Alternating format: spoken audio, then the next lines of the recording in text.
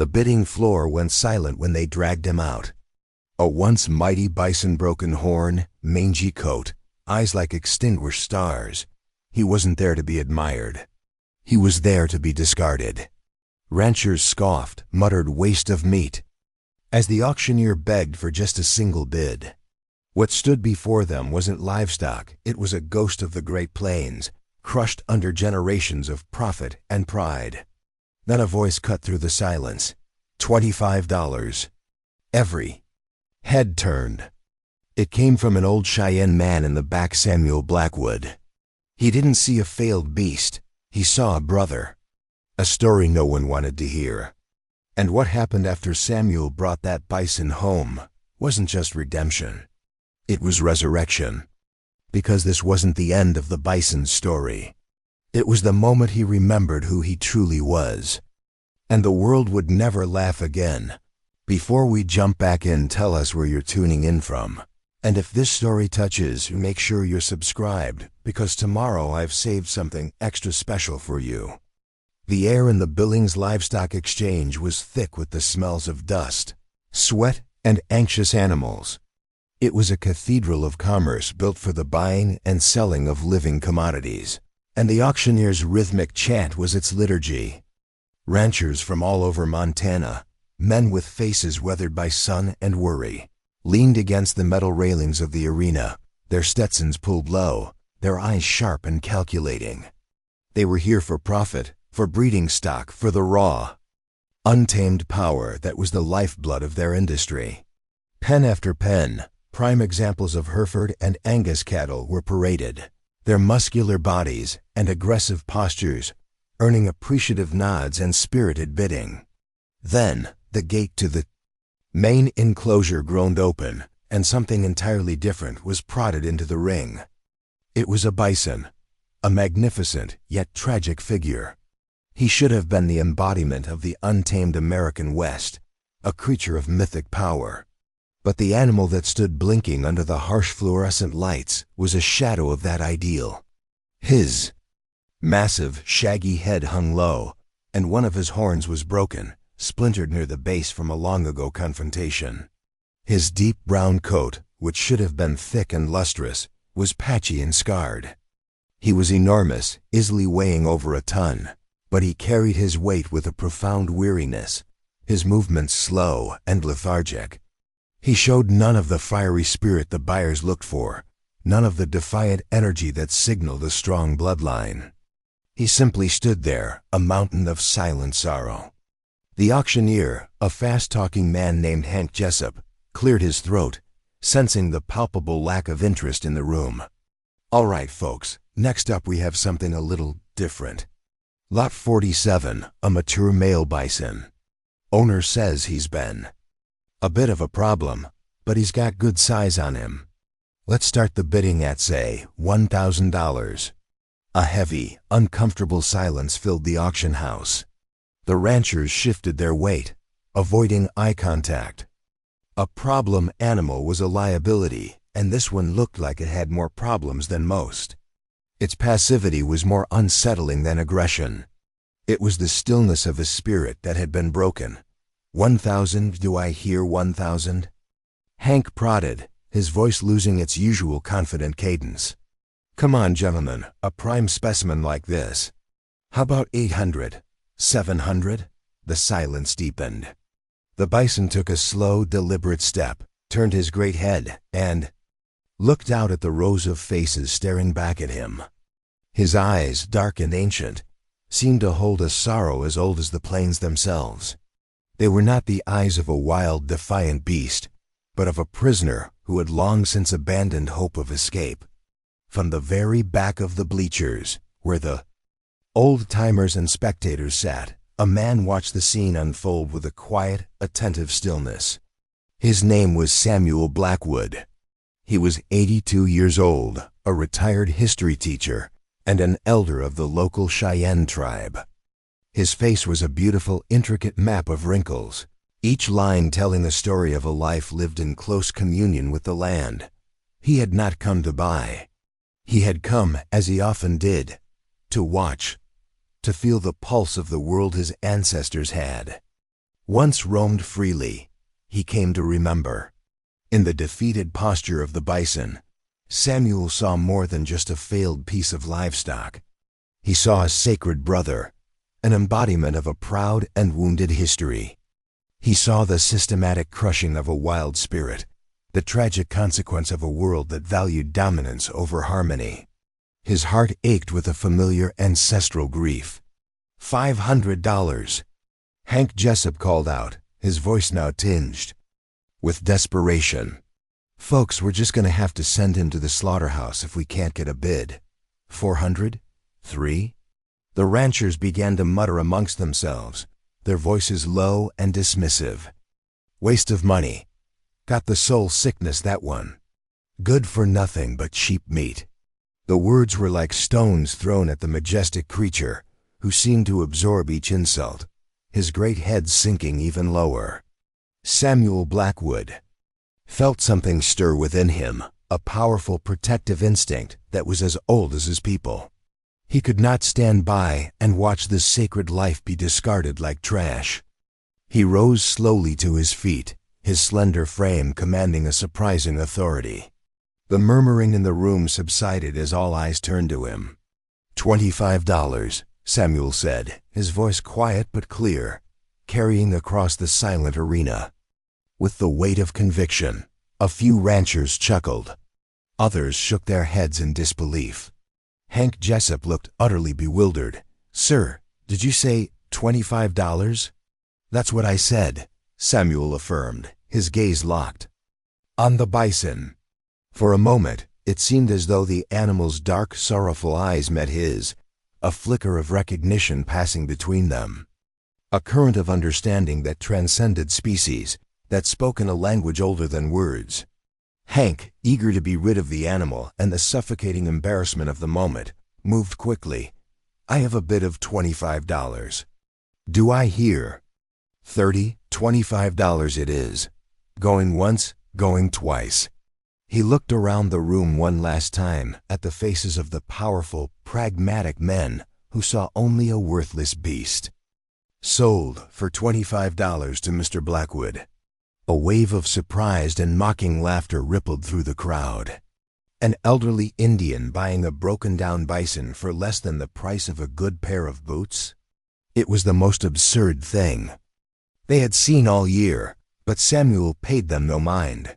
He walked down from the bleachers, his steps slow and deliberate, and approached the cashier's window to pay for his purchase. He had no idea how he would get the enormous animal back to his small, secluded property. He had no pasture strong enough to hold him, no experience in handling a creature of such size and potential danger. All he had was a profound, unshakable sense that he had just done the most important thing he had ever done in his life. He had answered a call from the past, a whisper from the spirit of the plains, and had offered sanctuary to a brother in need. Have you ever felt a connection to an animal so deep that it defied logic? A feeling that you understood its soul in a way that no one else could? Share your story in the comments below. The journey from the auction house to Samuel's small homestead was a slow and somber procession. The bison, who Samuel had already named Tatanka in his mind, a tribute to the sacred name his ancestors had used, stood with a heavy, resigned stillness in the borrowed livestock trailer. The other drivers on the highway stared, their faces a mixture of curiosity and alarm as the massive, shaggy beast was hauled past them. Samuel's property was a small patch of land nestled in an asterisk. Quiet Valley, a remnant of the vast territory his people had once called home. It was all he had left of his inheritance, a few dozen acres of rolling prairie, a modest hand-built cabin, and a silence that was broken only by the whisper of the wind through the tall grasses. The fence around his main pasture was old, made of weathered wood and rusting barbed wire. It was meant for a few gentle horses, not a one-ton bison who could likely walk through it without even noticing. But Samuel had a different plan. He led the trailer not to the main pasture, but to a secluded, bowl-shaped meadow at the far end of his property, a place encircled by a natural barrier of thick aspen groves and a gentle flowing creek. It was a place of peace, a natural sanctuary. With trembling hands, Samuel unlatched the trailer gate. Tatanka did not charge out, as a frightened or aggressive animal might have. He stepped down slowly, cautiously, his massive hooves sinking into the soft, rich earth. He stood for a long moment, his great head raised, his nostrils flaring as he took in the scents of the clean air, the fresh water, the wild sage. He was home, though he did not yet know it. Samuel did not approach him. He did not try to hurt him or handle him. He simply sat down on a large, sun-warmed rock at the edge of the meadow and began to speak. He spoke not in English, the language of the auction house and the hard-faced men, but in the soft, melodic tongue of his Cheyenne ancestors. He spoke of the great herds that had once thundered across these plains, of the sacred relationship between his people and the bison, of the shared history of loss and resilience. He spoke for hours, his voice a gentle, rhythmic hum that blended with the sound of the wind and the creek. Tatanka stood and listened, his posture slowly changing. The profound weariness that had hunched his great shoulders began to ease. He took a few steps, then a few more, exploring the boundaries of his new home. He drank from the creek, his thirst deep and long suppressed. He rolled in the dust, a sign of contentment, shaking the grime of the auction pen from his scarred coat. For the first week, this was their routine. Samuel would bring water and hay to the edge of the meadow each morning.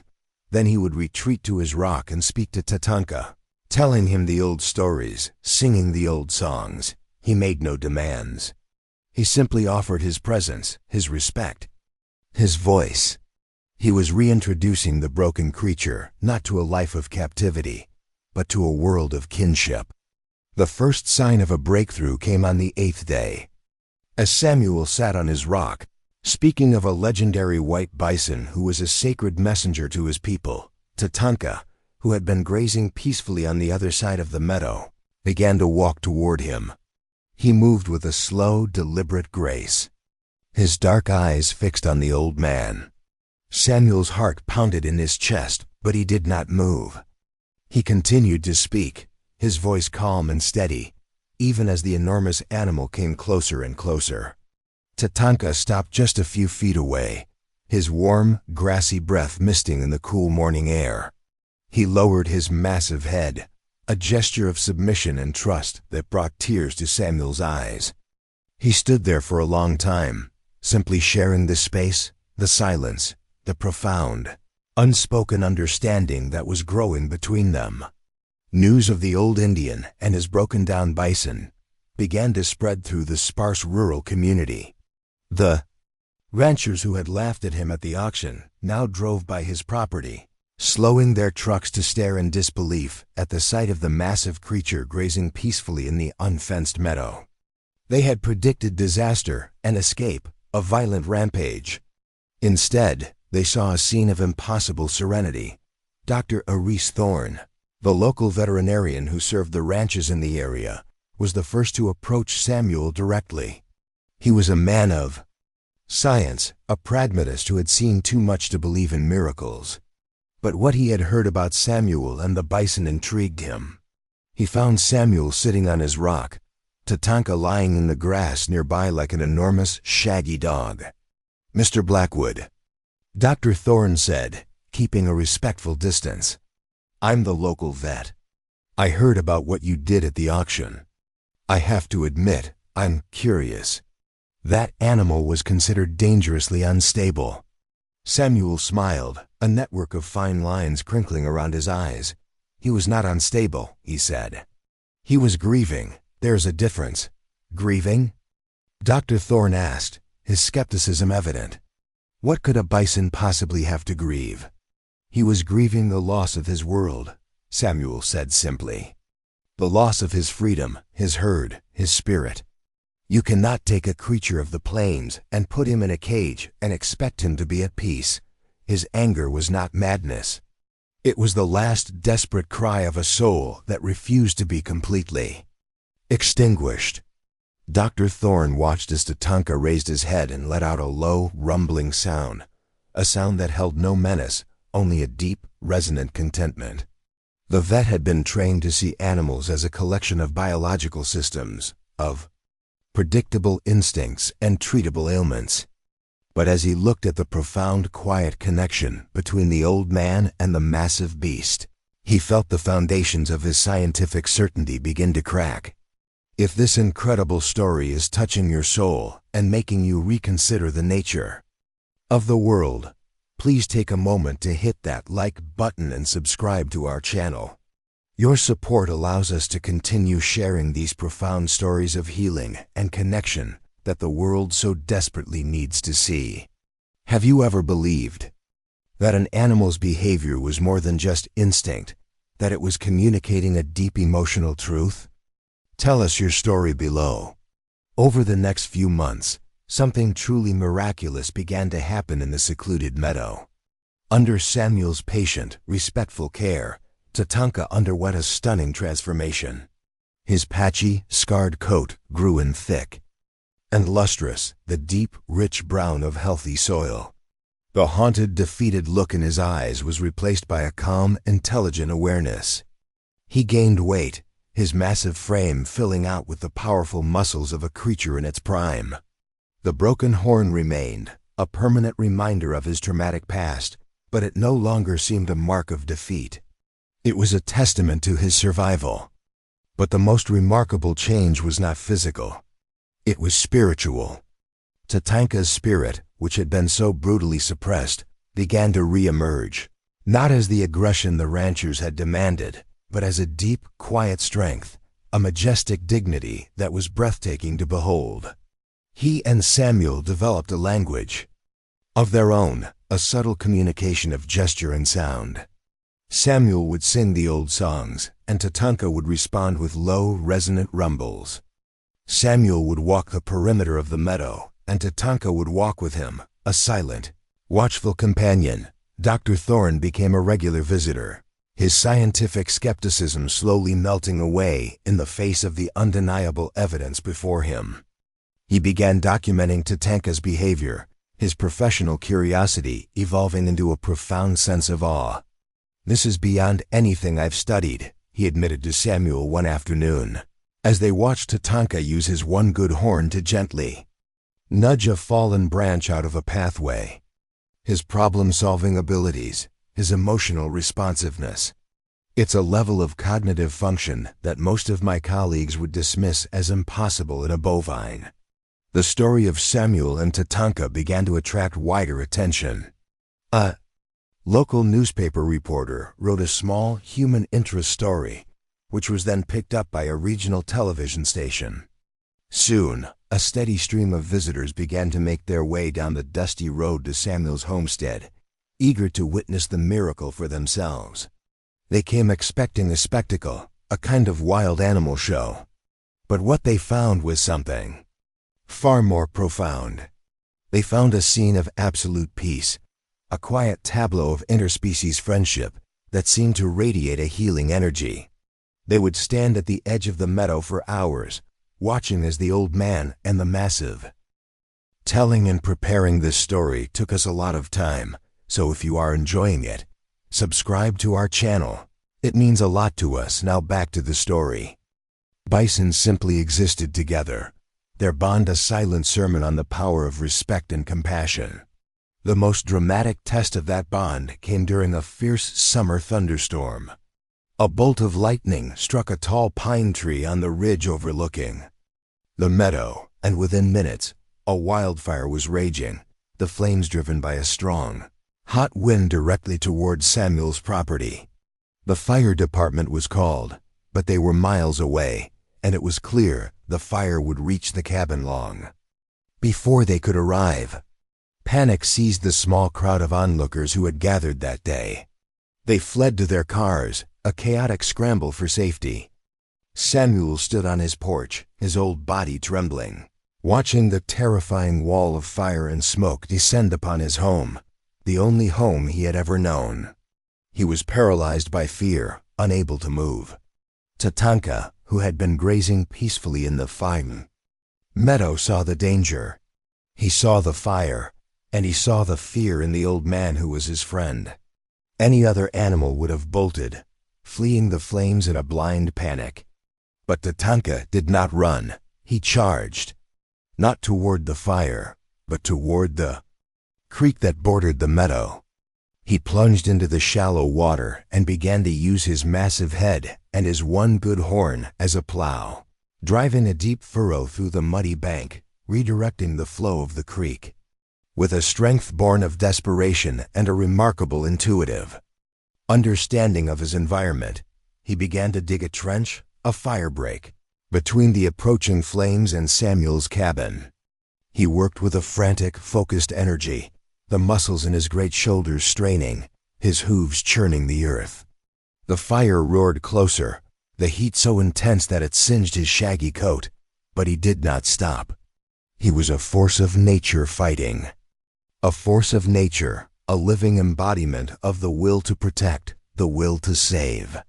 By the time the fire trucks arrived, the worst of the danger had passed. The main blaze had been stopped by the wide, muddy trench that Tatanka had carved, a desperate, last-minute moat that had saved Samuel's home from certain destruction. The firefighters stared in stunned disbelief at the scene before them, the exhausted, smoke-covered Bison standing guard by his hand-dug trench, the old man weeping on his porch, and the miraculously untouched cabin.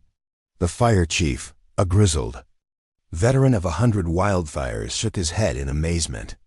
"I've been fighting fires for 30 years, he said, his voice raspy with awe. "And I have never, ever seen anything like this. That animal. He didn't just save your house, old-timer. He saved your life."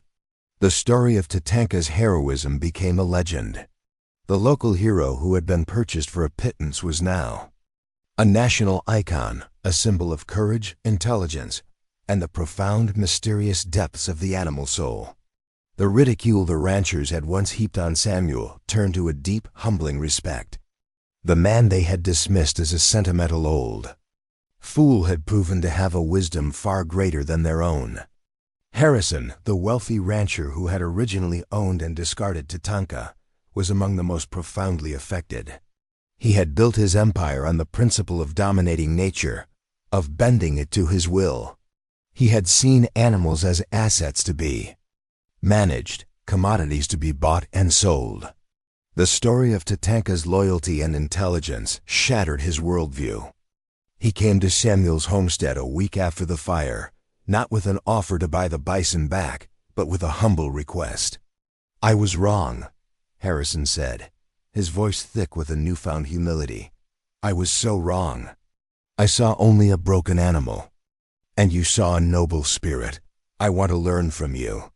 I want you to teach me how to see the world the way you do." Samuel, whose heart held no room for bitterness, agreed.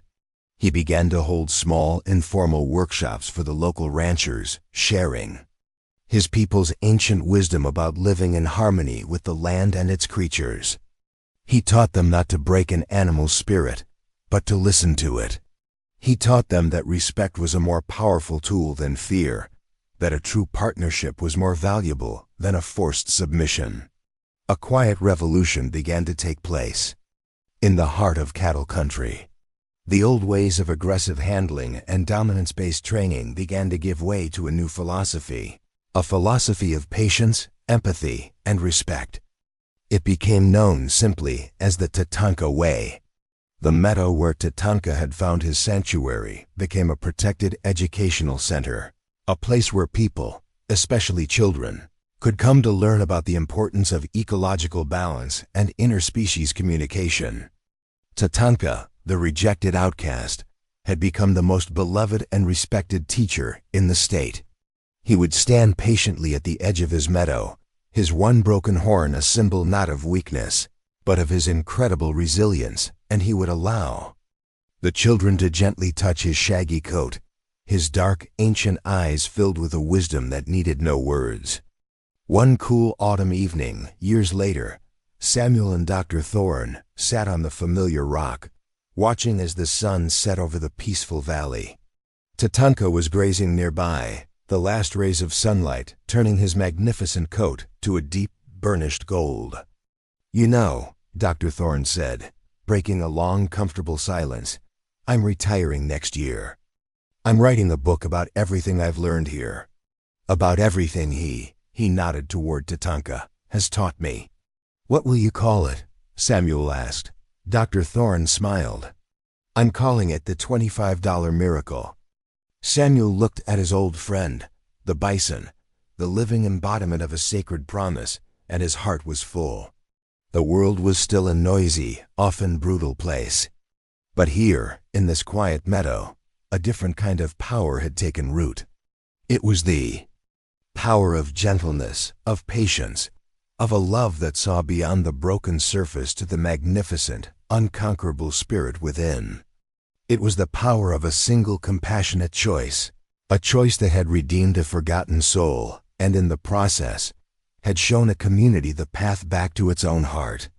The greatest treasures, Samuel reflected, are not the ones that fetch the highest price at auction. They are the ones that are given the chance to heal, the ones that remind us that every living being, no matter how broken or rejected, has a sacred story to tell, if only we have the wisdom and the courage to listen. The years following the fire were a time of quiet growth and profound peace. The story of Tatanka, the bison who had fought fire with the fierce loyalty of a brother, had woven itself into the fabric of the local culture. Samuel Blackwood's small homestead was no longer just a private refuge. It had become a living classroom, a pilgrimage site for those who sought a deeper understanding of the natural world. The Tatanka way, as the media had dubbed Samuel's philosophy, was less a method and more a state of being.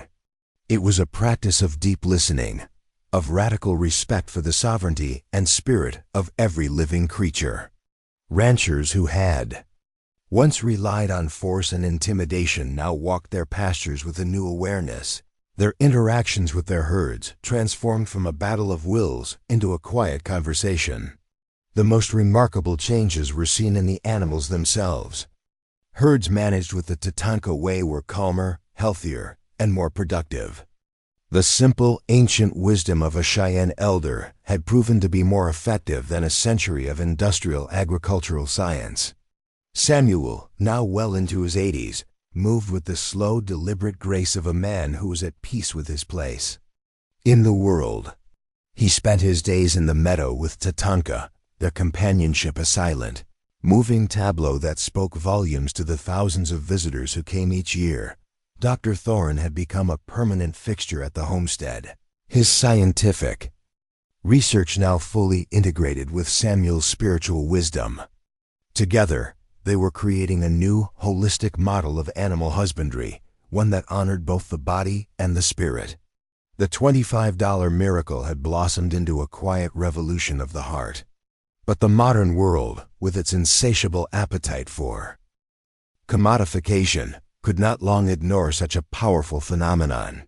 The whisper of the miracle in Montana eventually reached the gleaming corporate towers of a global agribusiness giant known as AgriGen Dynamics. AgriGen was a behemoth of industrial agriculture, a corporation built on patents, genetic modification, and a relentless pursuit of efficiency and profit. They saw the world not as a living ecosystem, but as a collection of resources to be optimized. And in Tatanka, they saw the ultimate resource, a unique genetic code for docility and intelligence that could be worth billions. The harbinger of this new, existential threat arrived on a crisp autumn morning in a sleek, silent electric car that seemed to glide over the dusty ranch road like a phantom. Out stepped Dr. Evelyn Reed, AgriGen's Vice President of Research and Development. She was a woman who radiated a cool, polished confidence. Her sharp business suit and perfectly coiffed hair a stark, jarring contrast to the wild, untamed beauty of the landscape. She was the physical embodiment of the world that had once broken Tatanka's spirit. "Mr. Blackwood," she said, her voice smooth and professional, extending a perfectly manicured hand. "I'm Evelyn Reed. I've come to make you a proposition that will elevate your important work to a global scale." She spoke of funding, of state-of-the-art facilities, of a worldwide network of training centers. She painted a picture of a future where the Tatanka Way was a standardized, trademarked methodology, its principles codified in corporate training manuals and licensed for a substantial fee. She spoke of cloning Tatanka, of replicating his unique genetic gifts, of creating a new, more profitable generation of livestock. She spoke of progress, of scale, of a legacy that would be measured in stock prices and market share. Samuel listened patiently, his dark eyes watching her with a quiet, unnerving stillness. Tatanka, who had been grazing peacefully nearby, raised his great head, a low, uneasy rumble vibrating in his chest. The bison sensed the discord, the profound disconnect between the woman's sterile, ambitious words and the harmonious spirit of the land. When Dr. Reed had finished her slick PowerPoint-ready presentation, Samuel simply shook his head. "Ma'am," he said, his voice as gentle but as unyielding as the ancient rocks around them. "You speak of progress, but you do not speak of respect. You speak of legacy, but you do not speak of spirit. Tatanka is not a resource to be exploited. He is a teacher, and his lessons cannot be patented." Dr. Reed's professional smile tightened.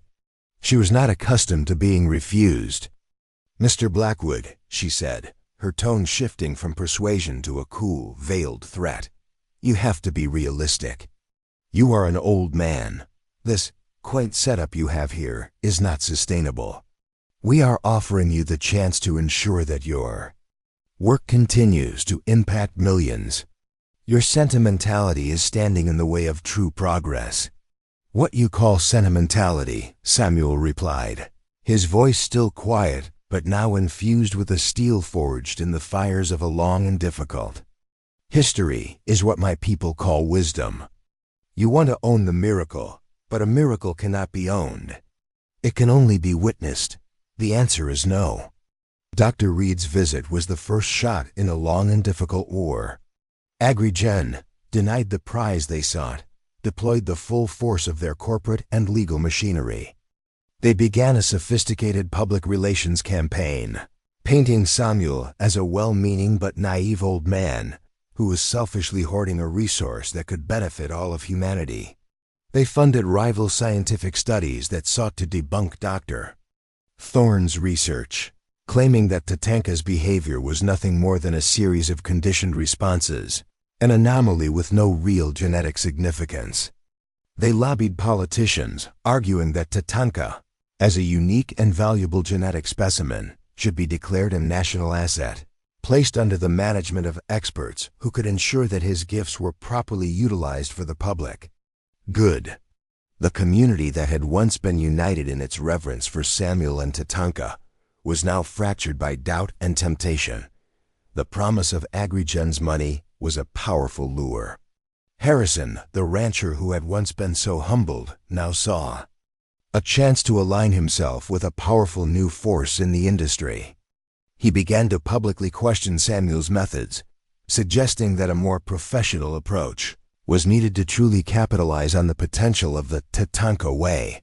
A wedge of suspicion and greed was being driven into the heart of their peaceful community. Have you ever seen something beautiful and pure threatened by the forces of greed and commercialization? How do you fight to protect the soul of an idea when the world wants to turn it into a product? Let us know your thoughts. The pressure on Samuel was immense. He was besieged by lawyers, by reporters, by government officials. The quiet sanctuary he had built was now a battleground. He felt the weight of his age, the weariness of a lifetime of struggle. There were days when he considered giving in, when the thought of simply walking away from the fight and living out his final years in peace was almost overwhelmingly tempting. But then he would go to the meadow. He would sit on his rock and look at Tatanka, at the magnificent, gentle creature who had become his closest friend. He would look into those dark, ancient eyes, and he would see the unconquerable spirit of the plains, the profound, quiet strength of a soul that had survived the worst the world could throw at it. And he would find his own strength renewed. He was not just fighting for his land or his philosophy. He was fighting for his friend, Dr. Thorne, and a small, loyal group of local supporters stood with him, but they were outmatched and outgunned. The legal battle was draining his modest savings. The constant public scrutiny was a heavy burden on his old heart. It seemed that the cold, powerful logic of the modern world was destined to win, that the miracle would be crushed under the weight of its own fame. The final showdown came in the form of a public hearing, held in the county courthouse in Billings. It was a sterile, impersonal room, a world away from the natural beauty of the meadow. Agri-Gen had assembled a team of high-powered lawyers and expert witnesses, all prepared to argue that Samuel Blackwood was an unfit guardian for an animal of such national importance. Samuel came alone, save for Dr. Thorne at his side. He had no lawyers, no experts. He had only his story, his truth. The hearing was a grim, one-sided affair. Dr. Reed presented a compelling, data-driven case, arguing that Agri-Gen's scientific approach was the only responsible way to manage Tatanka's genetic legacy. Harrison and other ranchers testified that Samuel's methods, while charming, were not scalable or commercially viable. It seemed that the fate of Tatanka was sealed. As the hearing drew to a close, the judge, a stern, no-nonsense woman named Esther Williams, turned to Samuel. "Mr. Blackwood," she said, her voice not unkind, "you have heard the testimony. The case presented by Agri-Gen is a powerful one. They speak of progress, of the public good. You have offered little in the way of a formal rebuttal. Do you have anything to say in your own defense?" Samuel rose slowly to his feet. He did not address the judge. He turned and faced the packed courtroom, his gaze sweeping over the faces of the reporters, the ranchers, the Agri-Gen executives. "I am not here to defend myself," he said, his voice quiet but resonant, filling the silent room. "I am here to speak for my friend." He began to tell the story of Tatanka, of the broken creature he had met at the auction, of the slow, patient journey of healing they had undertaken together. He spoke not in the language of law or science, but in the language of the heart. He spoke of trust, of respect, of the sacred bond that had formed between a lonely old man and a lonely, grieving beast. He spoke of the fire, of the quiet courage, of the animal who had saved his home. He spoke of the ancient wisdom of his people, a wisdom that understood that the world was not a resource to be conquered, but a family to be cherished. As he spoke, a profound stillness settled over the courtroom. The cynical reporters lowered their pens. The Agri-Gen lawyers shifted uncomfortably in their seats. Samuel's words were a quiet, powerful indictment of their entire worldview. He was reminding them of a deeper, more ancient truth, a truth they had forgotten in their relentless pursuit of profit and control. "You want to take my friend," Samuel concluded, his gaze finally resting on Dr. Reed. "You want to put him in a laboratory. You want to map his genes and patent his spirit. You believe you can replicate the miracle, but you are wrong. The miracle was not in his blood, it was in his heart. It was a miracle of trust, of kindness, of a second chance. And that is something your science can never create, and your money can never buy. He belongs to the land that healed him. And that is where he will stay." He sat down, the silence in the room so deep it was like a held breath. The judge looked at him, her expression unreadable. She was about to speak, to render her verdict, when a commotion was heard at the back of the courtroom. The doors swung open, and a young bailiff rushed in, his face pale. "Your Honor," he stammered, "you need to see this."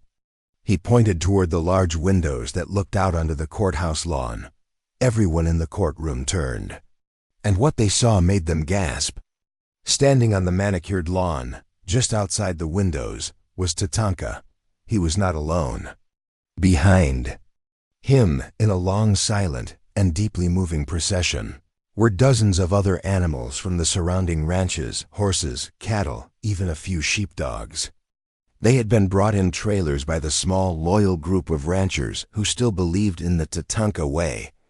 They had been led to the courthouse not by ropes or prods, but by the quiet, persuasive power of their owner's trust.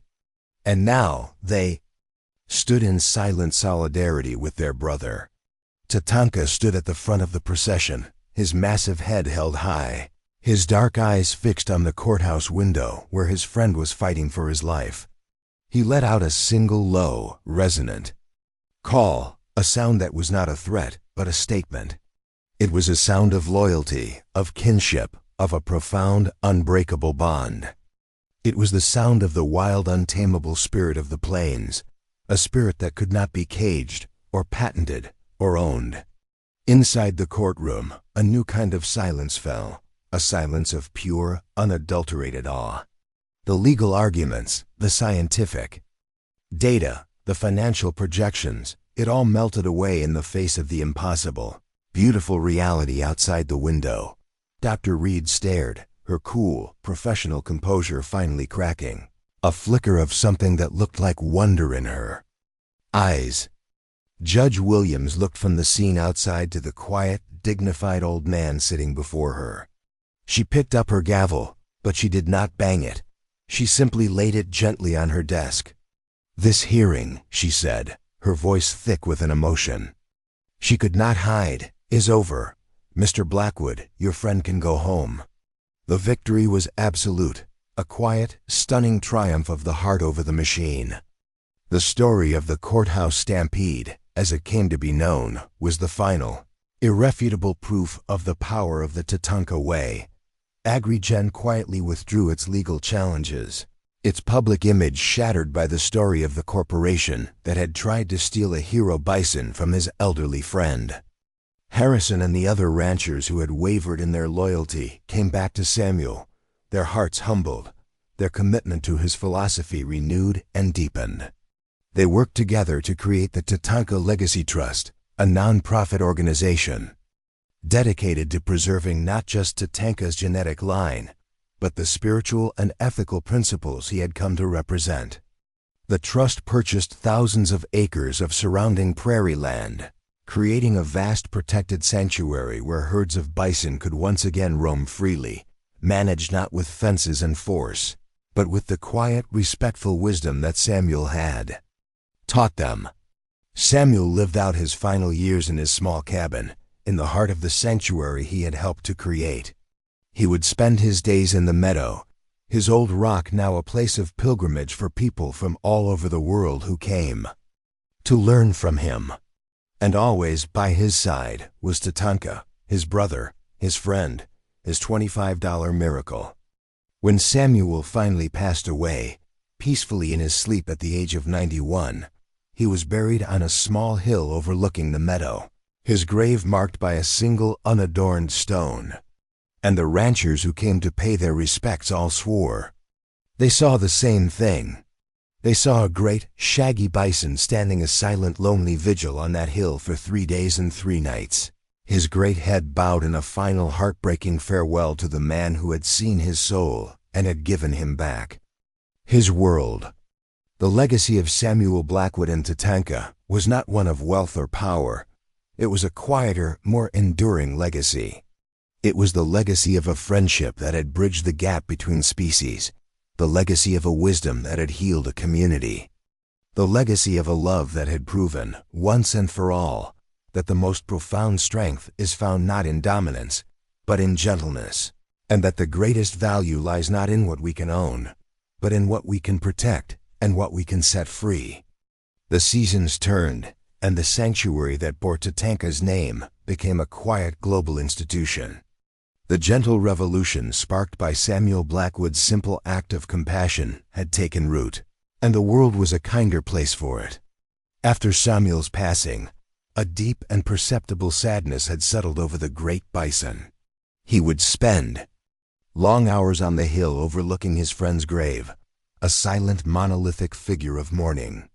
The visitors who came to the sanctuary spoke in hushed tones, their hearts aching in sympathy for the creature who had lost his savior, Dr. Thorne and the reformed rancher, Harrison, now the co-trustees of the Tatanka Legacy Trust, managed the sanctuary with a reverence that honored Samuel's memory. They believed that Tatanka's quiet grief was a natural and beautiful final chapter to an extraordinary story. They were content to let him live out his days in peace, a living monument to a friendship that had transcended the ordinary. But as the first year following Samuel's death bled into a second, Tatanka's behavior began to change in ways that no one could explain. His placid contentment, the hallmark of his healing, was replaced by a strange and profound restlessness. He would pace the perimeter of the vast sanctuary for hours on end, his great head swinging from side to side, his nostrils testing the wind. He always ended his restless patrol in the same place, the farthest northern corner of the sanctuary, a remote spot that bordered the vast, impenetrable wilderness of the northern mountain ranges. There, he would stand for hours, motionless, staring into the distant blue-hazed peaks. Then he began to call. It was not the contented rumble Samuel had coaxed from him, nor the furious bellow of his traumatic past. It was a new sound, a call that was deep, resonant, and filled with an almost unbearable longing.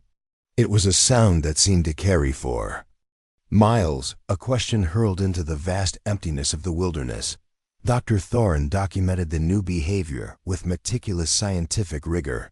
He recorded the calls, analyzed their frequency and pitch, and noted the bison's unwavering focus on the northern mountains. His initial hypothesis was that it was a manifestation of prolonged grief, a call for the one who would never return. "He's calling for Samuel," Dr. Thorne explained to a concerned Harrison, his voice heavy with sadness. "He's lost, and he's calling for his herd of one." But as the months wore on, Dr. Thorne began to doubt his own diagnosis. The call was too specific, too consistent. It was not the random vocalization of a grieving animal. It was a signal, a specific message aimed at a specific audience. The vet began to spend his evenings in Samuel's old cabin, which had been preserved as a library and museum. He pored over Samuel's journals, not the meticulous records of Tatanka's recovery, but the older, more personal diaries filled with his reflections on his Cheyenne heritage. It was there, in the pages filled with Samuel's elegant, looping script, that Dr. Thorne found the first clue. He found a series of entries describing the old legends his grandmother had told him, stories of a hidden place deep in the northern mountains, a place the Cheyenne called the Valley of the Breathing Mountain. It was, according to the legends, a place where the spirits of the great bison herds went to rest, a valley so perfectly secluded that a pure, untainted herd had survived there for centuries, unknown to the outside world. They were said to be different from other bison, larger, more intelligent, and possessed of a deep spiritual wisdom. Samuel had written about it with a kind of wistful, poetic longing, treating it as a beautiful myth, a metaphor for the lost world of his ancestors. But as Dr. Thorne read the descriptions of the mythical herd's behavior, a chill ran down his spine. Samuel's grandmother had spoken of a unique, long-distance call the lead bulls used to communicate, a call that could carry for miles through the mountain passes. She had described it as a sound of profound longing, a question sent out into the wind. It was the exact sound that Tatanka was now making. Could the old legends be true? Was it possible that Tatanka was not just a random traumatized animal, but a member of this lost, legendary herd? The thought was so outlandish, so far beyond the realm of scientific possibility, that Dr. Thorne almost dismissed it. But the evidence, the strange confluence of Tatanka's behavior and Samuel's ancestral stories, was too compelling to ignore. He decided to run a new, more detailed series of genetic tests on Tatanka's DNA, comparing it not just to modern bison, but to the few ancient samples that had been recovered from archaeological sites. The results, when they came back weeks later, were staggering. Tatanka's genetic makeup was unlike any known bison population. It contained markers that had been thought to be extinct for over 200 years. He was, in a very real, scientifically verifiable sense, a living fossil, a direct descendant of the pure, magnificent herds that had roamed the continent before the great slaughters of the 19th century. He was a king from a lost kingdom. The new discovery cast Tatanka's entire history in a different, more tragic light. His trauma was not just from the abuse he had suffered in a series of ranches. It was the profound, soul-shattering trauma of being ripped from his home, from his family, from his sacred duty as a protector of a unique and precious lineage. His aggression had been the desperate, frantic attempt of a king to fight his way back to his people. His profound sadness had been the grief of a soul in exile. And his new, strange call was not for Samuel, it was for his lost herd. Do you believe that some truths are hidden in old legends and stories, truths that science is only just beginning to understand? What does it mean to be truly home, and what would you sacrifice to get back there? Tell us your thoughts below. The revelation sent a shockwave through the small community that had formed around the sanctuary. The men and women who had worked so hard to create a place of peace for the broken animal now had to confront a new, deeply unsettling possibility that their sanctuary, for all its good intentions, was in fact a beautiful, comfortable cage. They had healed his body and soothed his mind, but they were denying his soul its deepest, most fundamental need, the need to be with his own kind, to return to his ancestral home. The moral dilemma fell most heavily on Harrison. The reformed rancher had dedicated the past several years of his life, and a significant portion of his fortune, to atoning for his initial sin of discarding Tatanka. Now he was forced to confront an even deeper, more terrible transgression. He called an emergency meeting with Dr. Thorne in Samuel's old cabin. He was a changed man, his old arrogance replaced by a heavy, world-weary humility. "It was me," Harrison confessed, his voice thick with a guilt that had been festering for years. "I'm the one who took him from his home." He proceeded to tell a story that made Dr. Thorne's blood run cold. Years ago, driven by greed and a desire to possess the ultimate prize, he had heard the same legends that Samuel had written about in his journals. He had hired a team of ruthless, black market poachers to find the mythical valley and to capture the lead bull, hoping to create a new, superior line of breeding stock. The poachers had succeeded, after months of searching, in finding the valley. But the herd was smarter, more elusive than they had imagined. They had only managed to capture one animal, the magnificent lead bull, Tatanka, and only after a brutal, violent struggle that had left two of the poachers seriously injured and had resulted in the bison's horn being broken. "I created the monster," Harrison said, his voice a broken whisper. "I'm the one who turned that noble creature into the raging, terrified animal that ended up at the auction. I never told anyone. I was too ashamed when he healed him. I thought it was a chance for my own redemption. I thought I could make it right by helping to build this sanctuary, but I just built him a bigger cage." The confession was devastating, but it also provided a new, clear path forward. The question was no longer if they should try to return Tatanka to his home, but how. The logistical challenges were immense. The valley was in a remote, uncharted wilderness, accessible only by a series of treacherous, overgrown logging roads. Transporting a 1-ton bison through such terrain would be a monumental undertaking. And there was no guarantee that the herd would still be there, or that they would accept Tatanka back after so many years. It was a journey into the unknown, a wild, improbable gamble. But they knew it was a gamble they had to take. It was the only way to truly honor Samuel's legacy, to complete the act of healing he had begun. The greatest act of love, they realized, was not to hold on, but to let go. The preparations for the journey took over a month. A specialized transport vehicle was designed, a kind of all-terrain, open-air enclosure that would allow Tatanka to travel safely but without the trauma of being fully caged. A team was assembled, consisting of Dr. Thorne, a deeply humbled and determined Harrison, and a small group of the most experienced trackers and wranglers from the local ranching community. The day of their departure was a somber, emotional affair. The entire community gathered at the edge of the sanctuary to say goodbye to the animal that had become their teacher, their friend, their icon. Tatanka seemed to understand what was happening. As he was gently guided into the transport vehicle, he turned and looked at the crowd, at the faces of the people who had come to love him. He let out a low, soft rumble, a sound not of longing, but of gratitude, of farewell. And then he turned his head and looked north, toward the distant, waiting mountains. The journey was an odyssey.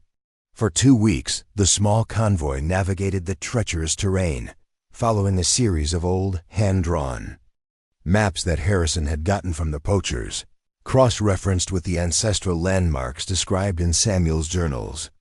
They faced rock slides, flash floods, and the constant, nerve-wracking challenge of keeping their precious cargo calm and safe. Tatanka, for his part, seemed to grow stronger, more energized, with each mile they traveled north. It was as if he could smell his home on the wind, as if the ancient magnetic pull of his birthplace was drawing him forward. Finally, after weeks of arduous travel, they arrived. They stood on a high ridge, looking down into a valley that was so perfectly hidden, so breathtakingly beautiful, that it seemed to belong to another world. It was a lush, green paradise, untouched by the hand of man. A river, sparkling and clear, snaked through the valley floor. And there, grazing peacefully by the river, was the herd. They were magnificent, larger, and more majestic than any bison the ranchers had ever seen. They moved with a collective grace, a shared intelligence that was palpable even from a distance. The Valley of the Breathing Mountain was real. The lost herd had been found. With their hearts in their throats, the team opened the gate of the transport vehicle. Tatanka stepped out onto the ridge, his great body trembling with an emotion that was beyond human comprehension. He stood there for a long moment, taking in the sight of the home he had thought he would never see again. Then he raised his head to the sky and let out the long, powerful questioning call that they had heard so many times before. For a moment, there was only silence. Then from the valley below came an answer. A chorus of calls, deep and resonant, a sound of welcome, of recognition, of a family calling its lost king home. The herd began to move, a great flowing river of brown fur, surging up the side of the valley toward the lone figure on the ridge. Tatanka answered their call with a sound of pure, unadulterated joy, and he began to run, his massive hooves thundering. On the earth, a sound not of rage but of homecoming. The humans stood and watched, their eyes filled with tears, as the great bison was enveloped by his family. He was nuzzled and greeted, his own kind surrounding him, their shared, silent language a beautiful, moving symphony of reunion. He had a choice to make. He could stay with his herd, in the home that was his birthright, or he could return to the humans who had saved him, who had shown him a kindness that had bridged the gap between their two worlds. He looked back one last time at the small group of men standing on the ridge. His dark, intelligent eyes met Harrison's, and then Dr. Thorne's. There was no sadness in his gaze, only a profound, quiet understanding, a look of gratitude, of peace, of farewell. And then he turned and walked with his family down into the green, sun-drenched valley of his home. He did not look back again. The men on the ridge stood for a long time, watching until the last of the herd had disappeared into the aspen groves. The mission was complete. The promise had been kept. The miracle was not just that they had healed him. The miracle was that they had loved him enough to set him free. The Tatanka way had reached its ultimate, most profound conclusion. The Tatanka way had reached its ultimate, most profound conclusion. Truest measure of respect for another living being is the honoring of its own wild, beautiful, and sovereign nature. The sanctuary in the valley below would continue its work, its name now a testament not just to one animal, but to the idea that true healing sometimes means helping a soul find its way back to the one place it truly belongs. The $25 miracle had become a timeless lesson, a story that would be told for generations, a reminder that the greatest act of love is not to possess, but to return, to restore, to make whole again. The journey back from the hidden valley was a silent one, each member of the small expedition lost in the profound, quiet awe of what they had witnessed. They had not just returned an animal to the wild. They had participated in a story far older than themselves, a story of homecoming, of a kingdom restored. They had closed a sacred circle, and in doing so, had found a new, more expansive understanding of their own place in the world. They carried with them the final indelible image of Tatanka, a magnificent, sovereign being, disappearing into the embrace of his own kind, his duty to the human world fulfilled, his own destiny reclaimed. The world they returned to felt different, smaller somehow, its concerns more trivial. The news of Tatanka's release was met with a mixture of disbelief, sadness, and ultimately, a deep and profound respect. There were some in the commercial, ranching world who called it a foolish, sentimental act, the squandering of a priceless genetic asset. But for the vast majority of people who had followed the story, it was the only possible ending, the ultimate expression of the very principles the bison had come to represent. The Tatanka way, they now understood, was not about creating gentler, more manageable livestock for human use. It was about honoring the intrinsic, sovereign nature of every living being, about recognizing that the greatest act of love is not to control, but to respect, to protect, and when necessary, to let go. The sanctuary, the beautiful, peaceful meadow where Tatanka had first healed, was now empty of its iconic resident. For a time, a deep quiet fell over the homestead. The daily rhythm that had been built around the great bison was gone, and his absence was a palpable presence, a hollow ache in the heart of the community. But Samuel Blackwood had not left a void. He had left a legacy, and it was up to those who remained to decide what that legacy would become. Dr. Thorne and Harrison, bound by their shared promise and their transformative journey, knew that the meadow could not simply become an empty field. It was hallowed ground, a place where a miracle had occurred. They decided to transform it, to build upon the foundation of Samuel's wisdom and Tatanka's spirit. The years that followed were a period of quiet, dedicated work. The small, private homestead was reborn as the Blackwood Tancha Institute for Interspecies Understanding. It was not a zoo or a tourist attraction, but a center for learning, healing, and research. The original meadow was left untouched, a wild, beautiful memorial to its first and most famous resident. The surrounding lands, funded by Harrison's now fully committed fortune, were developed into a series of specialized habitats for other rescued animals, a quiet forest for traumatized wolves, a gentle rolling pasture for horses saved from neglect, a wetland for migratory birds. Each habitat was designed with the principles of the Tatanka way, providing not just physical safety, but a deep, abiding respect for the animal's emotional and psychological needs. The Institute became a beacon of hope, a place where the most broken of creatures could find a second chance. Dr. Thorne, now in the twilight of his own long career, served as its first director. He was no longer just a man of science.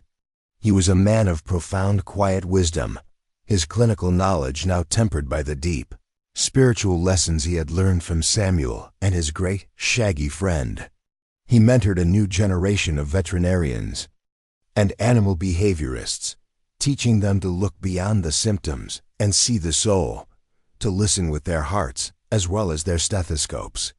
Harrison, his redemption complete, became the Institute's greatest champion and benefactor.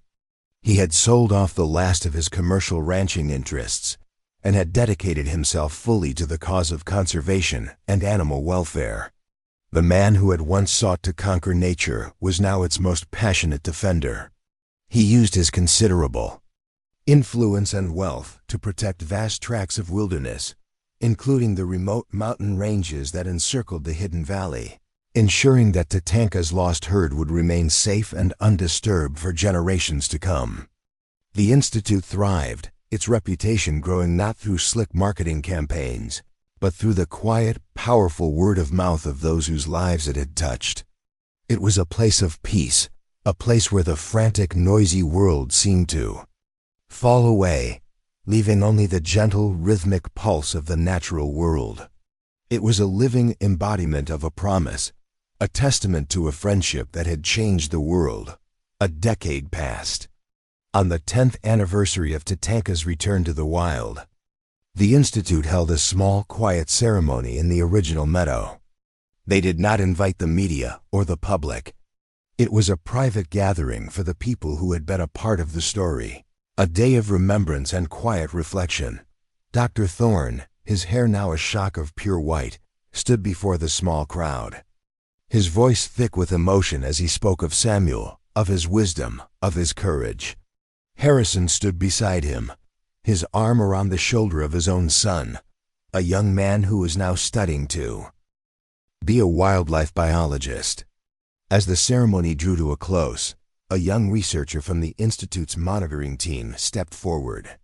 For the past 10 years, they had been conducting a discreet, non-invasive study of the hidden herd, using remote cameras and satellite tracking to observe their behavior without disturbing their pristine environment.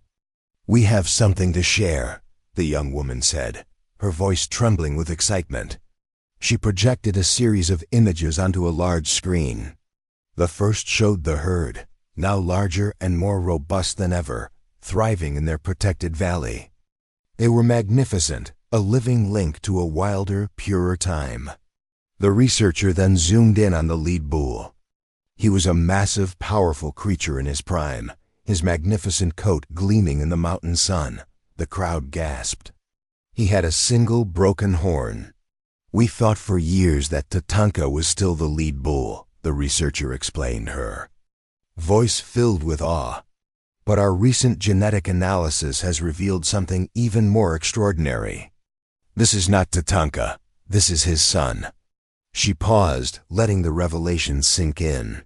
Tatanka passed the mantle of leadership to his offspring several years ago. But what's truly remarkable is the horn.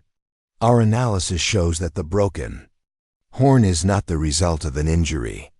It is a genetic trait that has been passed down, a dominant gene that appeared in Tatanka's offspring. It is a physical manifestation of his legacy, a symbol of resilience that has become a part of his lineage. She showed another series of images, this time of the young bulls in the herd. Nearly half of them shared the same distinctive broken horn. It was not a flaw. It had become a badge of honor, a mark of their unique, intelligent, and profoundly resilient heritage. But the most moving revelation was yet to come. We have also observed that the social structure of this herd is unlike any other bison population on Earth. The researcher continued, her voice now a whisper. They display a level of cooperative behavior, of communal care for the young and the old, that is unprecedented. They have a deep, instinctual understanding of the principles that Samuel Blackwood taught us. The Tatanka way was not something Samuel invented. It was something he remembered. It was the ancient wisdom of the herd itself, a wisdom that Tatanka carried in his blood and has now passed on to his children. The final image was a close-up of the new lead bull. He stood on a high ridge, looking out over his valley, a magnificent one-horned king. And in his dark, intelligent eyes, there was a familiar look, a look of quiet, profound, and abiding peace. A new generation was carrying the legacy forward, not just in the world of men, but in the wild heart of the mountains. The ceremony ended in a state of hushed, tearful reverence. The story had come full circle. The gift of healing that Samuel had offered to one broken animal had been returned, 100-fold, a quiet, enduring lesson that would now echo through the ages. What does it truly mean for a legacy to endure? Is it in the monuments we build? Or in the quiet, positive changes that ripple out into the world long after we are gone? Share your final thoughts on this incredible journey. As the sun began to set, casting long golden shadows across the meadow, Dr. Thorne and Harrison walked to the top of the small hill where Samuel was buried. They stood before the simple stone marker, the cool evening breeze whispering through the tall prairie grass. They looked out not to the north, not with a sense of longing for what was lost, but at the valley before them, at the thriving, peaceful sanctuary that was the living result of their shared journey. The lights of the Institute were beginning to twinkle on, a small hopeful constellation in the gathering dusk. "He would have loved this, you know," Harrison said, his voice a low rumble. "Seeing his boy's legacy passed on. Seeing that. The story didn't end with him." "It never does," Dr. Thorne said quietly. "That was Samuel's greatest lesson. A story of love never ends. It just finds a new voice to tell it." They stood in comfortable silence for a long time, two old friends who had been brought together by a $25 miracle. They had been a part of a story that had reminded the world of a simple, profound truth, that the deepest wounds can be healed, that the most broken of spirits can be made whole again, and that the true measure of a life is not in what it accumulates, but in what it gives away. The first stars of the evening began to appear in the deep velvet sky. A coyote called from a distant ridge, its lonely cry a wild, beautiful hymn to the enduring spirit of the land. The world was vast and mysterious, full of both sorrow and grace. But tonight, in this quiet, sacred place, grace had the final word. The legacy was safe, the circle was complete. And somewhere, deep in the heart of the northern mountains, a one-horned king stood guard over his peaceful valley, a silent, enduring testament to the man who had listened to his grief and had shown him the long, dusty, and beautiful road back home.